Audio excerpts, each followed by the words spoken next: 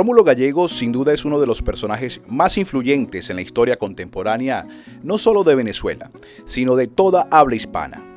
Seguramente es muy conocido por su gran aporte literario en el mundo, por ser un novelista único, popular y por dejar una huella muy marcada en muchas generaciones.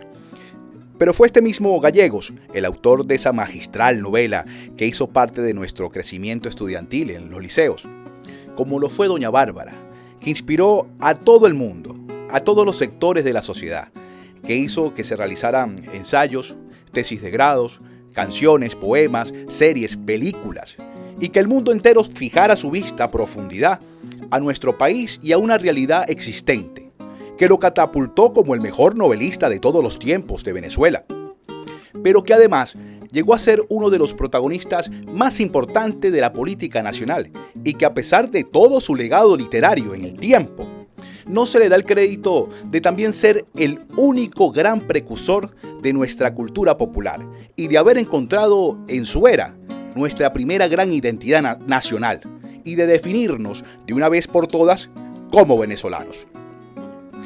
Rómulo Gallegos, siendo ya un gran consagrado escritor, laureado en todo el mundo, hace caso al llamado popular de hacer vida política, y es en las elecciones presidenciales del año 1941, para suceder al saliente presidente Eleazar López Contreras, que Rómulo Gallegos se mide al también candidato y gran favorito en ganar las presidenciales, Isaías Medina Angarita.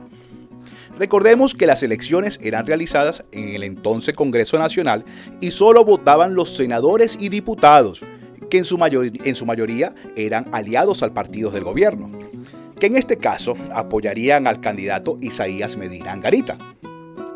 Pero Rómulo Gallegos hace algo extraordinario. Se lanza meses antes de las elecciones a una campaña feroz por todo el país, visitando en tan solo 2 meses todos los rincones desde el oriente hasta el occidente, desde la costa hasta más allá del Orinoco, siendo aclamado a su paso por todas las ciudades, pueblos y caseríos, convirtiendo una campaña en una verdadera fiesta nacional. Las elecciones del lunes 28 de abril del año 1941 fueron contundentes. El candidato Isaías Medina Angarita sacó 120 votos, mientras que Rómulo Gallegos sacó un importante resultado de 13 votos, así que quedó en segundo lugar. Su derrota ante el Congreso siempre estuvo garantizada, pero el logro mayor de Gallegos fue que despertó a un país que tenía una necesidad de expresarse, pero aún no llegaba su momento. Y ese momento llegó en las elecciones presidenciales 5 años después, en el año 1947. Se realizan las primeras elecciones libres de Venezuela, donde el pueblo al fin tendrá el deber y el derecho de elegir ellos mismos en consulta nacional a su próximo presidente. Y el pueblo manifestó su deseo. Rómulo Gallegos gana con las elecciones con un sufragio de 871,000 votos, superando ampliamente a su contrincante Rafael Caldera, que quedaría de segundo lugar con 260,000 votos, más de un 70% a su favor. Entonces, tomaría el mando del poder en febrero del año 48, donde se realizaría una toma de posesión muy peculiar e importante para el futuro cultural del país.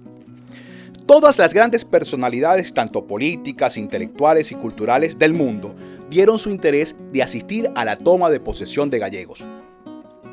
Pero lo más asombroso fue aquel pueblo festivo que había visitado en su recorrido en el año 1941, cuando era candidato y perdió contra Medina Angarita. Ese mismo pueblo entusiasta se alistó de todas partes de Venezuela y se fue a celebrar en la toma de posesión a la ciudad de Caracas. Esto provocó obviamente que se acondicionara el aforo de la Plaza de Toros de Nuevo Circo para que el presidente pudiera saludar a todas esas delegaciones que venían llegando de todas partes del país. Los Llanos, Los Andes, Barlovento, Cumaná, Margarita, Ciudad Bolívar, Maracaibo, Lara, Falcón, la costa aragüeña y carabobeña, en fin. Una gran fiesta que pronto formó parte y figura de un gran festival. Por primera vez en Venezuela se daba la oportunidad de reunir las diferentes manifestaciones existentes en cada región del país. Y lo más importante para el pueblo caraqueño fue conocer también por primera vez que existían otras formas de expresión, de gastronomía, de música, de danza, de literatura. Y también importante fue que para aquellos cultores asistentes darse cuenta que no eran los únicos que existían, que el mismo cuatro tenía otros géneros, formas, ciclos rítmicos, sonoridades diferentes, aquí mismo en el mismo país. La toma de posición de Rómulo Gallegos da inicio a la gran cruzada de conocer por primera vez en un mismo lugar la mayoría del folclore venezolano, un hecho que siguió impulsando ampliamente en su gestión como presidente, que lamentablemente duraría 8 meses, ya que fue víctima de un golpe de Estado y nuevamente lo manda al exilio. Pero ya Venezuela no volvería a desconocer sus raíces. Desde los colegios se impulsarán todas esas expresiones y daría curso a un nuevo currículo cultural que hasta hoy perdura. Soy Kervin Ojeda y esto es Historias y sus cosas.